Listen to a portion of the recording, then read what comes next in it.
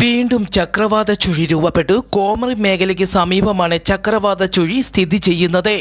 ഇന്നു മുതൽ വരുന്ന വ്യാഴാഴ്ച വരെ കേരളത്തിലെ ഒറ്റപ്പെട്ട ഇടങ്ങളിൽ ശക്തമായ മഴയ്ക്ക് സാധ്യതയുണ്ടെന്ന് കാലാവസ്ഥാ കേന്ദ്രം അറിയിച്ചു.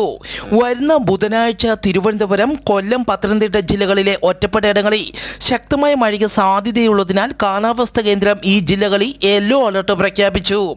കേരള തീരത്തും തമിഴ്നാട് തീരത്തും ഇന്നു മുതൽ വരുന്ന ബുധനാഴ്ച രാത്രി 11:30 വരെ 1 മീറ്റർ വരെ ഉയർന്ന തിരമാലയ്ക്ക് സാധ്യത. ഈ പ്രദേശങ്ങളിലെ മത്സ്യത്തൊഴിലാളികളും തീരദേശവാസികളും പ്രത്യേകം ജാഗ്രത പാലിക്കണമെന്നും മത്സ്യബന്ധന ബോട്ടുകളും വള്ളങ്ങളും ഹാർബറിൽ സുരക്ഷിതമായി കെട്ടിയിട്ട് സൂക്ഷിക്കണമെന്നും ബീച്ചിലേക്കുള്ള യാത്രകളും കടലിറങ്ങിയുള്ള വിനോദങ്ങളും പൂർണ്ണമായും ഒഴിവാക്കണമെന്നും അറിയിച്ചു. തെക്ക് പടിഞ്ഞാറൻ ജപ്പാനിൽ ഇന്ന് വൻ ഭൂകമ്പം 6.9 തീവ്രത രേഖപ്പെടുത്തി. ഭൂകമ്പത്തിൽ നിരവധി റോഡുകൾ വിണ്ടുകീറി വീടുകൾക്ക് കേടുപാടുകളും സംഭവിച്ചു.